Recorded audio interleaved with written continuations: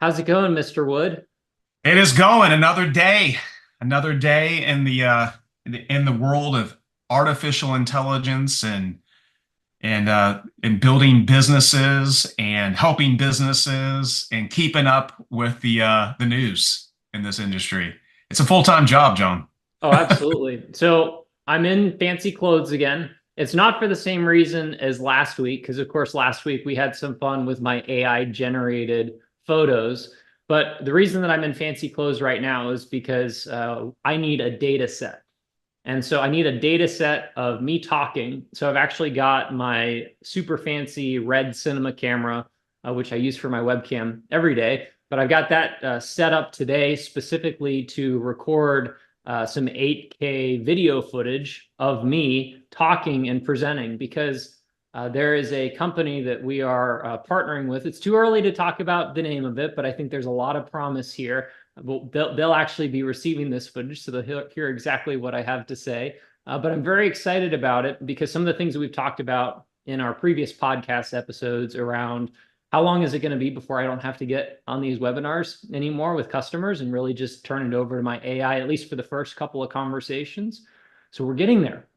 And so they have graciously agreed to do their first ever fine tune of an AI video of a likeness of a person, which in this case, I'm very honored that it's me.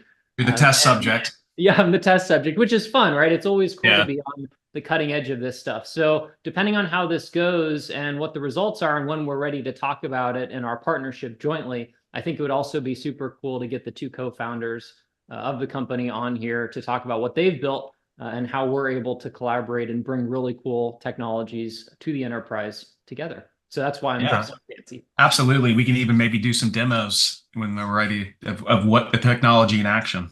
I Yeah. do. It's exciting. That it gets me as a creative and you as a creative, that gets me excited because sometimes you just don't feel camera ready, but you want your best self on camera. Like, let me just write, let me just write out what I want to say to the audience, and it just comes out elegantly.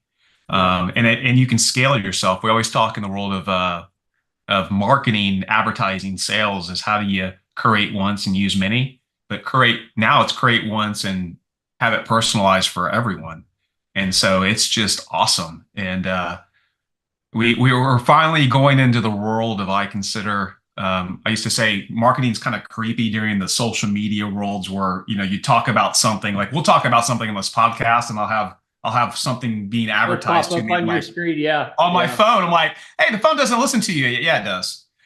It does. I try to tell that to my mom, but I consider that, well, kind of creepy. But I Mhm. always say if it does things that I'm interested in, I consider that considerate because I am interested in anything artificial intelligence, next generation technology. So when it serves up things that I'm interested in, I actually like that. But anyway, but the other thing I wanted to kind of talk about, I consume a lot of content, other podcasts on AI just to try to keep up with both from a technical business ethics. And one of the podcasts I was listening to earlier this week, it was talking about they were forecasting out like the next 5 to 10 years of living with AI. They agreed that it's here to stay, no matter whether you're a programmer doing no code, code with AI, which I've seen a lot of cool innovation this week Yeah. on what that can do. I'm There's an thinking, 8-year-old, can Ethan. I There's an code? 8-year-old. I may try. I mean, I was thinking I was going to ask your CTO to teach me some of the like, can I just use my creativity and build an app Oh, from it? yeah. Yeah. It looks like you can now. But 100%. but the big thing that he was talking about, and I never really thought about this as I'm using it for marketing. We can use it for sales. It's a companion. It can make you better. You don't want it to make you dumber. Oh, yeah. That's something I think about too. Like the movie Dumber and Dumber. Like, oh, I do, I just show up on the face and my AI does all the work. I outsourced my intelligence. It makes me feel for everyone that's been around. If you haven't seen the movie, it's a kids movie. It's called Wall-E. It's about a futuristic society that goes off in spaceships and the computers do everything for their society and they just sit around and consume content and literally just lose all ability to think and rationalize, have a very simple life, but they lose their ability to challenge themselves. And anyway, it's a great movie. But we don't want to end up in a future of Wall-E where the machines do everything for us. We outsource our intelligence. We want to co-create with them, and we want those machines to challenge us and vice versa, and keep that where we're actually better. We're better. I hate to say the cheesy word better together, but you want to be better together and not just outsource what made us great to the machines. Because as Google has gotten better at spelling, I constantly have to work on my spelling because it just keeps correcting it. And if you've ever written on freehand, you're like, wait, is that spelled correctly? I should never even think about that. But now, because of the machine's autocorrect, it's caused that portion of my mind to not think about it anymore. And I kind of like to spell. So I think the question is how much of a important thing is it, right? And you could have different tier lists of what is actually important from a cognitive standpoint versus not, and what the practical implications of those things are. So just thinking about what you're talking about as it relates to spelling, is it good to, have good spelling? Probably, but for what reasons? So first thing I think about is, well, you don't want to be embarrassed by like spelling something On the incorrectly. whiteboard in front of your. But like Yeah. how much does that actually matter? Like I'm not super great at spelling. My dad's not super great at spelling. He'll be the first one to tell you that. And like I it's was not in the like it's spelling bee impacted growing his up, career. John. Oh no. Not the major one that they make movies, but in elementary school, I was pretty good at it. Going, I'll be in the spelling bee, you know. But So, I think there are levels of like importance. Now, if you're doing something like a surgical operation, obviously it's really important to be well versed in both the intellectual component of that, knowing what to do, as well as the actual implementation of that, as in like which steps to follow as you're performing that surgery on that person. That's really important. So, something like that where you can do instant recall, where split-second decisions matter and you can't be dependent on an external source in all cases to get something right. I think that's really important from an AI/human symbiosis. I'm still listening to that Neuralink podcast that Lex Friedman did. I'm a little bit further along. I haven't had a lot of time, but it's really interesting to continue to hear how they see things unfolding and what that brain computer interface is going to look like, and the trajectory of it over time. And to your comment around like, well, is this AI stuff going to make you dumber? I think that there is a risk of that, in the sense that people who don't want to put in the effort into doing work are absolutely going to outsource a lot of that effort into having the AI do it. But then there's also another consideration, which is, I think back to my time in high school and college, and there were assignments that I had where I had to write things, and I'm kind of torn in that regard, because I think there are benefits to writing something, and I became a really good writer thanks to some phenomenal teachers throughout both high school and college. And it's really important to be able to write good today, at least in the business world, and communicate your thoughts in an articulate manner that other people can consume without sending like paragraphs of text. But the art of concision. And for any of students aspiring, you really learn something when you digest it and then recreate it on paper. Write what you've learned, what meant to, as I mean, there's no replacement for taking it from just consuming to embedding it into more knowledge. And one thing, like the Socratic method, like what did you learn from it? And just digesting it, putting down potentially a counter argument. That's how you start to become master of anything. And I think it's important that's another thing is that for a while there, people just don't read like they used to, and they sure as heck don't write like they used to. So maybe that will be something will force more of that classical education again, where it's important to just freehand write again. yeah. And that's how you learn. And in the mind's a muscle. If you use it or lose it, it's true. You either challenge yourself to learn and to expand new things, or you outsource it and you get sloppy.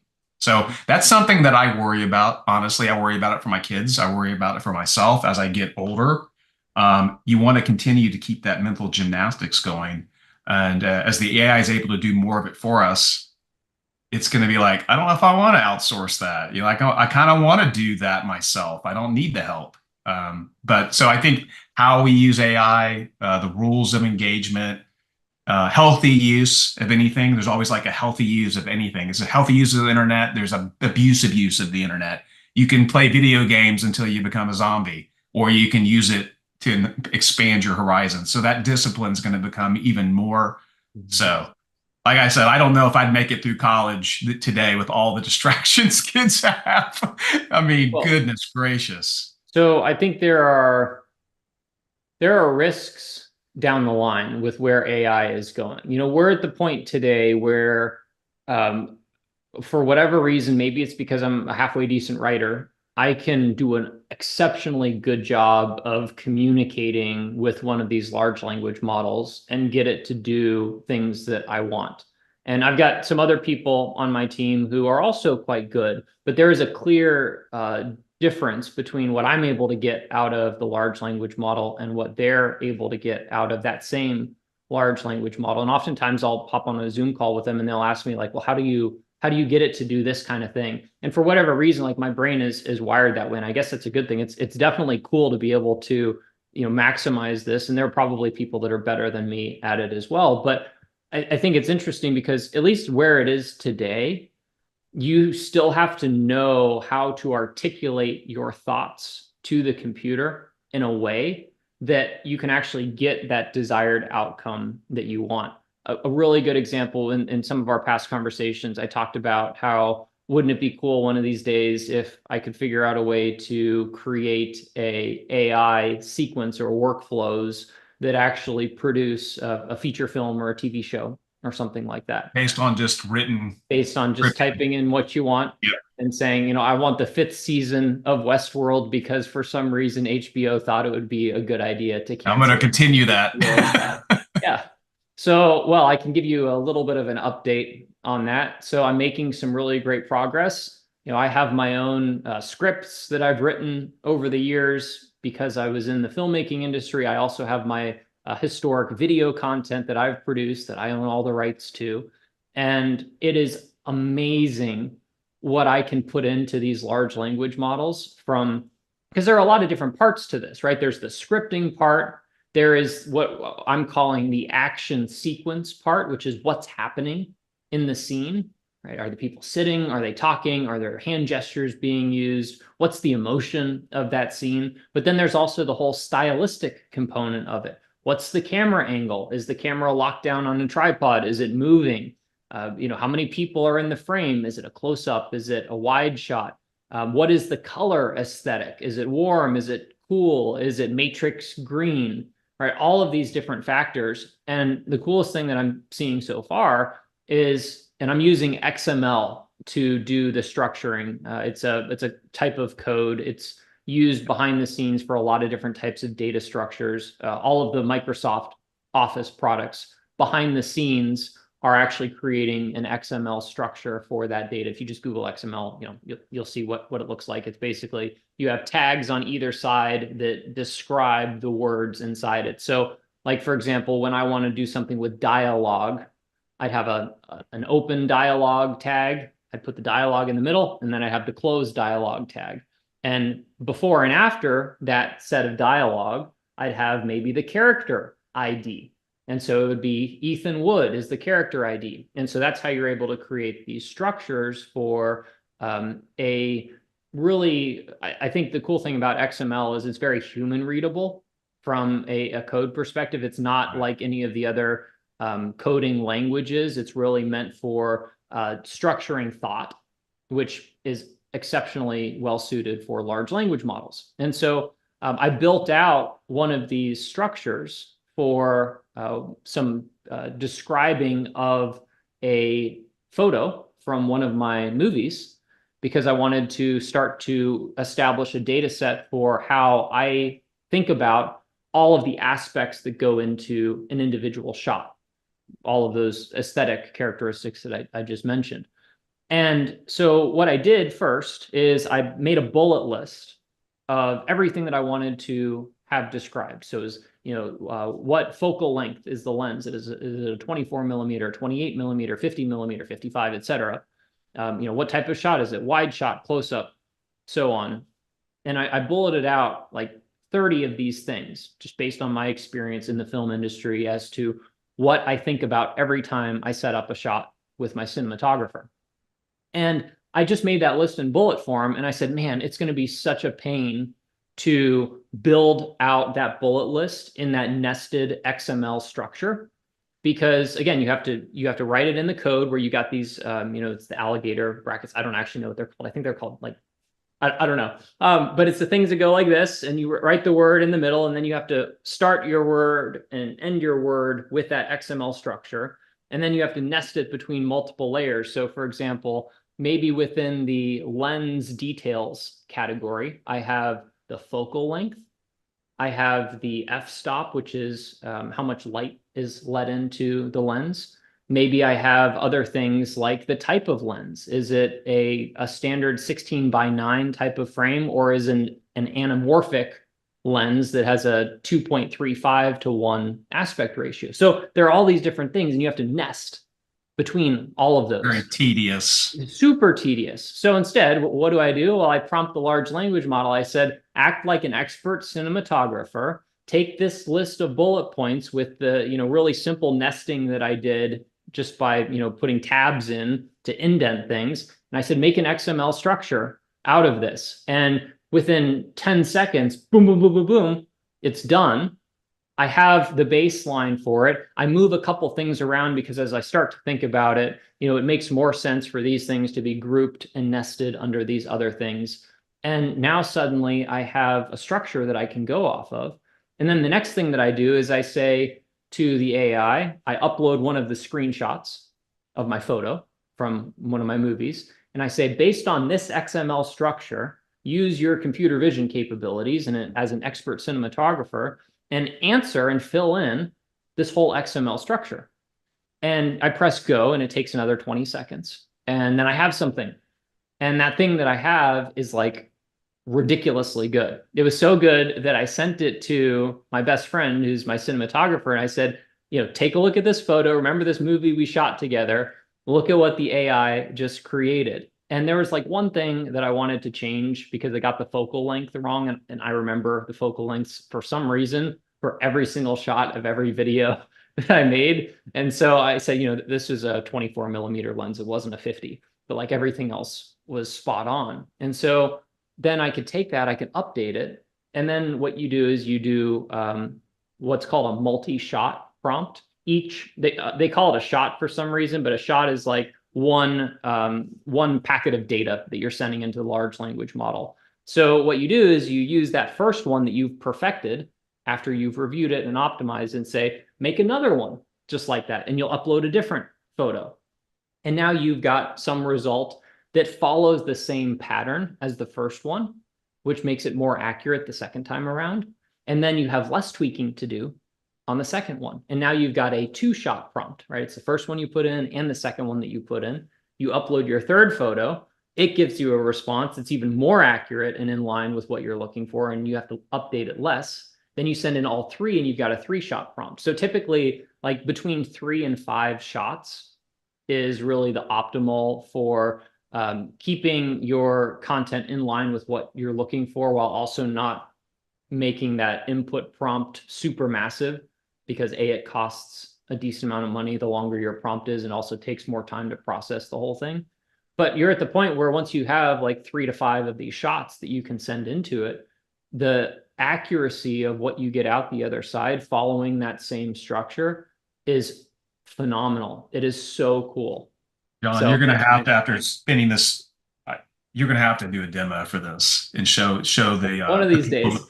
people that are watching this, just to show which I understand what you're doing, but it pictures 1,000 words to see the workflow in action and what it can actually do with the machine models.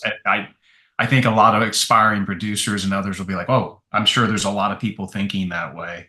It's kind of like high tech meets classical video production editing. Yeah. Um, I can, that's going to be so cool to see that play out. And then what it will do is the quality of those films. I've watched a couple of AI films, like pretty good. There's some people out there making some right now.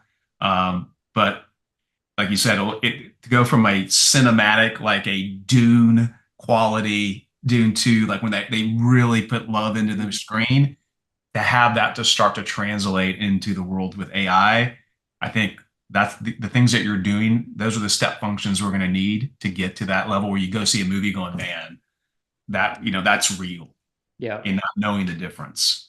Well, I think the fascinating thing is the film industry is so structured.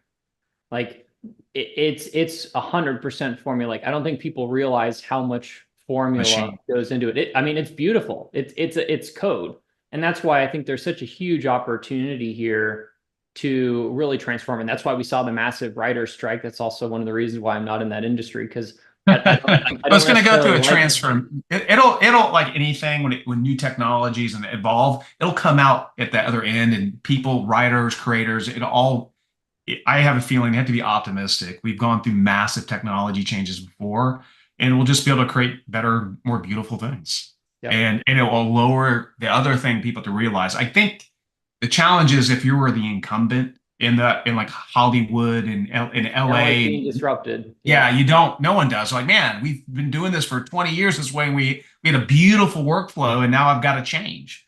It's Mhm. painful for anybody. It'd be painful for me and you. I mean, like, gosh, now we got to adapt.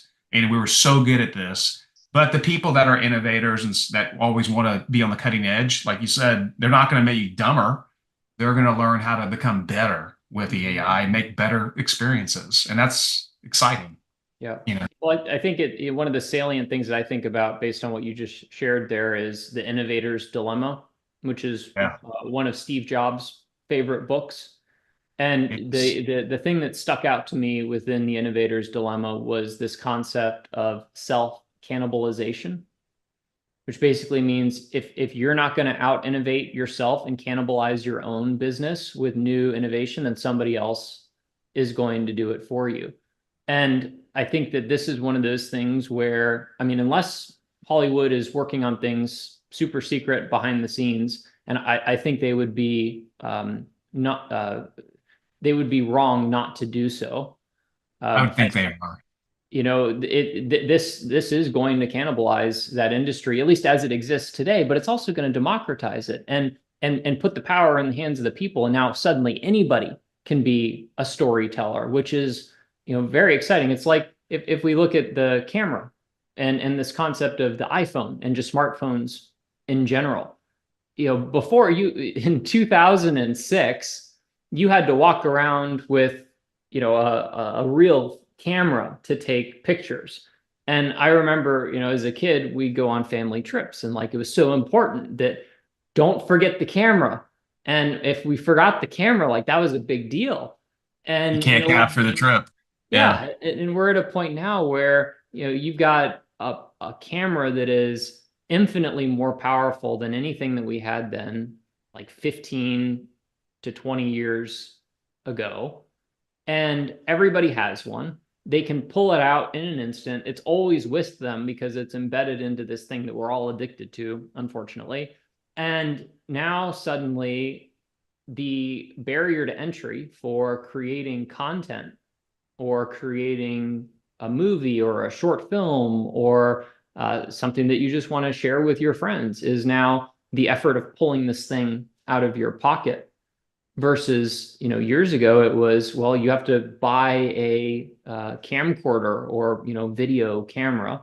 You have to invest in all of this complex, computer technology and editing software and all of these things to do it really good. And now a casual user can, download an app on their phone or download iMovie on their iPad and within a couple of minutes put together something. I mean, it's a game changer. And so I think that is happening in a new way with this technology in terms of how people think about creating things. And I also think that it's something that is going to be very interesting as it relates to the human condition, going forward. And I think we're kind of narrowing down and refining what it means to be human, and what is important about the human condition. Is it, building things? Is it creativity? Is it intersocial relationships? And we went from kind of anything is game, because everything is something that we as humans do, to all of these other things around us are going to be doing things on our behalf. What is it that we are really going to do in the future? And that's kind of where I think a lot of that fear comes from that you're talking about. It's certainly something that I think about too. I think it's all age groups. It's not even, it's from people that are aware enough, like from the middle school, from the up, everyone thinks about, what does this mean for me? What does this mean when what does it mean for my college, decisions? Do I go to college? Or like, what is it going to change? And the universities are thinking about it too. I mean, it doesn't matter where you sit. That's the thing. This is a transformational technology. The internet was kind of an interesting thing where we got to benefit, kind of slowly adapt and adopt to it and learn as we go. But this technology is such a transformational one that it impacts everyone. I mean, there's not one, I don't think I could come up with one industry or area. I'd say, oh, maybe farming, but no, even farming, it doesn't matter, because the physical and the digital world are merging here. At the world of atoms are starting to get touched here, because you add in, machines and robotics and be able to embed intelligence. Everything we do can be augmented from this technology, and it's going to be, Well, which is awesome. And that's new industries. Yeah. That's new industries. Industries are going to look a lot different, whether it's your local electrician, your plumber, your attorney. In 10 to 20 years, you may show up with a fleet of assistant bots to do your job, just like you may show up with AI agents in the digital space to do your job. And that's scale, and that is going to free up. It's typically in the world of economics, anytime you have efficiencies in a global market economy, great things are unlocked. Usually, if the actors are all acting in a goodwill state, that will unlock a lot of prosperity, and it will also divide people potentially if they allow it to. But for the ones that are willing and the ones that are driven to do something great, the tools that they're going to have access to, as we democratize open sources technology, which looks like that's where it's going, and that's the right answer if you ask me. It's gonna do great things for humanity. Now, there's always the negative side. There's the good side, and there's the side of the dark. Bad actors can act even more on the dark side. But at the end of the day, that's all. We've always had that since the dawn of time. So Well, I think we living in fear is not the right answer. You should live in a state of hopeful expectation, and just positive intent, and handle the negative when it comes up. Yeah. But to live in a world of fear and uncertainty, that's not how progress is made. Well, and maybe this is not the right words, but I like to say, or at least think, expect the worst, but hope for the best and plan for it.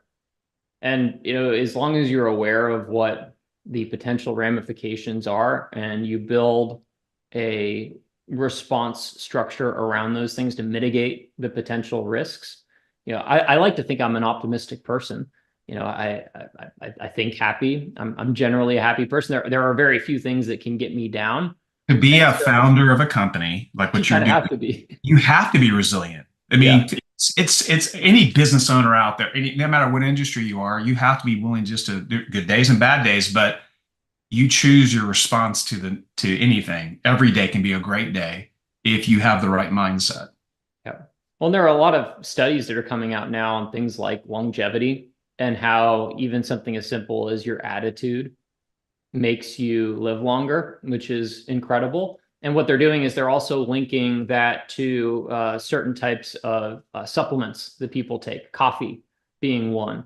Coffee basically makes you happier, is at least what they're saying. from a physiological standpoint, and that by extension makes you live longer. I don't drink coffee, but I think I'm Well, generally happy enough on well, my my own. wife just sent me an article. She's saying something that came out today, and I have to now have to go read it because I do like coffee, but I also can walk away from it as well. I mean, it's part of my routine. I'm one of those people. I'm blessed that I don't never had one of those real like addictive. I have routines. If I have to replace the coffee with tea or water or something, it'll just be that. But there was an article about like anything, too much of anything can have a negative connotation. But Yeah. I do agree in the right amounts it's good for you and it's healthy. The challenge I was talking to it was my son this morning. We were talking about diet, food, and we were talking about just the ability that we can create so much abundance in food and in the modern day. And he was talking about because he's studying like history, like, hey, in the old days we could just eat meat and we could barely our meals were like spread out, and we are healthier. I'm like, yeah, we probably were. The problem is we have abundance and we can just grab anything and eat. And we had this long talk about, and he said, well, people are living longer now. I was like, well, sort of, yeah. But I said, I didn't want to freak him That's a out, but myth. it's like, they Yeah. can live so much better and longer with a good, healthy approach to what they put in the body over a long period of time with the modern medicine we have. It would be a game changer for the world. So that's something that we went off on. Um, Always trying to get my kids because when you're young, you can eat anything like donut, anything. I'm like, going, I miss it when I was you and could do that. But what they don't realize, there's a tax you pay as you get older and Well, older. a lot of it's poison. Like, Yeah, yeah, it is. I mean, it's like if you have too much of it, you're like, that's not good for you. yeah. Uh, but that's the world we live in right now. So that's another transformation, I hope, slowly that we go through. By the way, you'll be happy. I started to eat. I was Kevin and I were talking about our diets and stuff yesterday, because we're a lot older than you, John. And Oh, I was working out a lot, and I was getting bigger up here, but I was starting to also get bigger down here. And then nothing like a mother when you going home to see mom, and mom goes, "Hey, you're looking good, but you're kind of getting a little, And she just made that little comment, and going, "No, say no more, mom. Only mom can tell you you're looking a little fat and get away with." And she said it in a very loving way. So anyway, started to clean up diet a little bit. It's amazing what a quick change in diet will do for those that are active, and I'm pretty active. well, it's those Um, seed oils. yeah, yeah, I saw a thing that was put out. It's just so disappointing because, regardless of what side of the political whatever you're yeah, on, and I don't even like sides. I like, yeah. I like the truth. Like, what's good for you? yeah. But so Just tell me what to not eat. last year, Time put out an article about how our ultra processed foods ending our lives sooner. And now that Trump and Kennedy have joined forces and are making health one of the core tenets of the platform, which I Yeah, think every political candidate should make health one of the core tenets. Now always. there's an article that came out this last week saying ultra processed foods, they're actually not bad for you by Time a year later. And it's just, we see that all the time in the media. It's just so disappointing, but it's totally a political thing because you see them side by side, and the motivations behind it. And it's like, I think this is one of the biggest issues that we have in our country today is that, we're not talking about the truth enough. No, we And talk about hallucinations in the AI systems. We need to solve our hallucinations in our media right now. Let's get that fixed first. I mean, people are worried about the AI hallucinating honestly, we have probably more control systems to get them to be arbiters of truth versus yeah. people just hear one thing and think it's fact. I mean, that's yeah. Maybe AI will make us smarter. Well, I think it'll help. We talked about that before around, what ends up becoming of the AI, and the AI will identify cognitive dissonance between things. So I think that one of the issues that we have from a societal standpoint today is we are bombarded with so much information. Our brains, I don't think, were meant to handle the amount of information No. we get put through a day. I read a study. I don't remember the exact numbers. It was a while ago, but it was talking about the number of advertisements that we're exposed to on a daily basis. And so I actually like counted how many ads I was exposed to compared to the average person. Cause I don't know, I'm kind of unplugged when it comes to this stuff. You know, Ethan, you were talking about before how like you'll be talking about something and it'll pop up on your phone as an advertisement. I never have that happen. And so maybe I'm just like totally off the grid with this stuff. But you know, of the few platforms that I consume, you know, I get the premium version of YouTube, for example, because I can't stand Oh, YouTube I can't either. ads. I'm a And subscriber as well. and so I barely get exposed to many ads at all. Like, because I don't use Google, I use other search engines for privacy purposes. That's probably it. I do not. I've noticed both you and our CTO are using some different type of search. I just haven't had time to go down the rabbit hole on that. But Yeah, that's so probably why. it's a web browser. It's called Brave. It's run on the same engine as Google is. Chromium is the engine. But what they've Okay. done is they've stripped out all of the trackers that, you know, come with the standard version. Because, you know, the reason that Google made Chrome is because they could collect all of this additional user data so that their advertisers could get more targeted with That's the right. information. But what it also does is it increases the bloat of the application. It makes your pages load much slower because of all of the trackers that come with it. So I'll give you an example. I started using Brave maybe a year and a half ago, something like that. And it wasn't a big switch because it's literally identical to Chrome in almost every single way. But when I made that switch, one of the interesting things that popped up on the screen is when I open up a new tab, it'll give me some statistics of like how many trackers have been blocked. And they can actually, because the payload size and how long it takes to load the page, they can actually calculate how much time is saved Oh, every that's time cool. they don't load a tracker.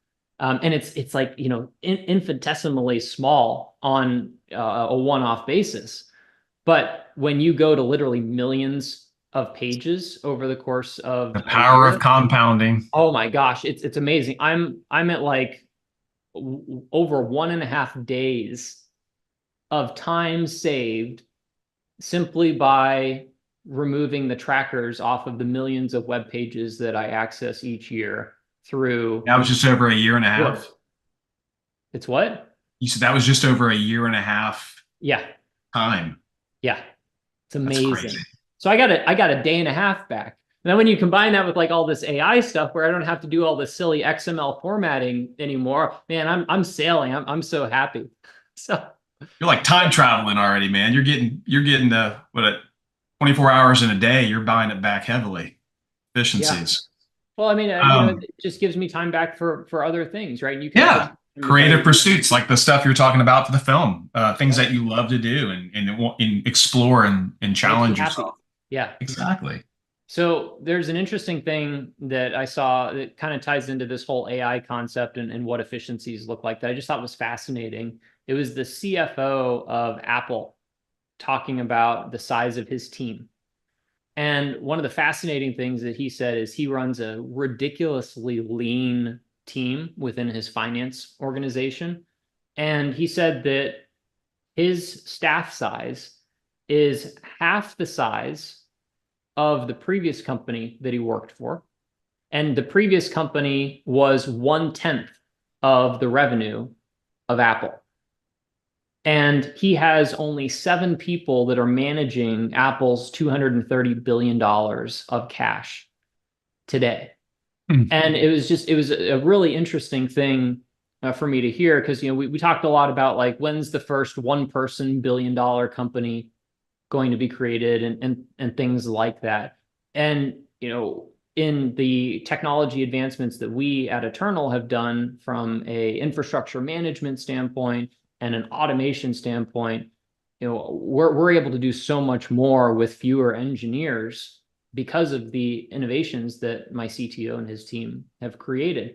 And this was just another really fascinating example of that on a, you know, one of the largest, most valuable companies in the world that has, and he didn't say the exact number of people that he has on his team. It's more than seven. Seven is just for that 230 That's billion. his direct staff, his organization sides, but it's still half of what it was from his previous company, which Yeah, I mean, it's is remarkable. eye-opening for 1/10 the size of a company. And this is before AI, right? This is just like today. Yeah. where it's still, people stuff. I was on a call with a leader that's at one of the big consulting firms, and he was talking about how they're working on AI technologies that are going to be able to enable financial work at light speed compared to what's done manually today through AI. And I just think about the amount of time that it takes to do accounting and audit and tracking and all of these things associated with running a business from a financial standpoint. And when you get an AI that is smart enough to do all of that, it's not going to make mistakes. It's going to do it faster. It's going to do it 24 hours a day. Like even for us, the bookkeeping stuff isn't fun. You can have an AI do that. And that's going to be scalable to the very top, which is fascinating. Imagine how fast the world's going to move. If you're thinking about that, the world that of the digital world of the last like 30 years versus the future world with autonomous agents, or like what's our GDP output going to look like? Mm-hmm. Gross domestic product, and that as a person who loves economists at heart, I like what's that going to look like? How are you going to forecast that? And no one's going to know. They're going to try to do it, but I imagine how fast commerce, how fast healthcare, discovery, science, exploration. We better start also knocking down some areas of science and technology that have just been stagnant. Like it's time to start unlocking, new avenues, like the great golden age of the 40s and 50s. We had nuclear. We're doing all these cool new things and really pushing society forward. I feel like some cases we've just stalled. Mm-hmm. So just seeing what AI will come along and just start to unlock some of these areas that really they're mountains to climb, but with AI, they may be hills to climb. Well, I think it opens up new areas of exploration, like you're talking about. And I've been listening to a couple of podcasts recently of people talking about, some of the more what you would consider like fringe science related things, like remote viewing, which is fascinating for a whole bunch of reasons. CIA did that, I think, didn't they? They did a lot. Allegedly, it's actually it's declassified. Yeah, you can read the report. I'm sure a lot of people out there have read the reports. No, it's really interesting, and apparently it works really well. So, but anyway, there are so many different fringe science concepts and things that just simply haven't been explored because they haven't been funded, because the funding is going to things that are, maybe more tangible or there's an agenda behind them or whatever it may be.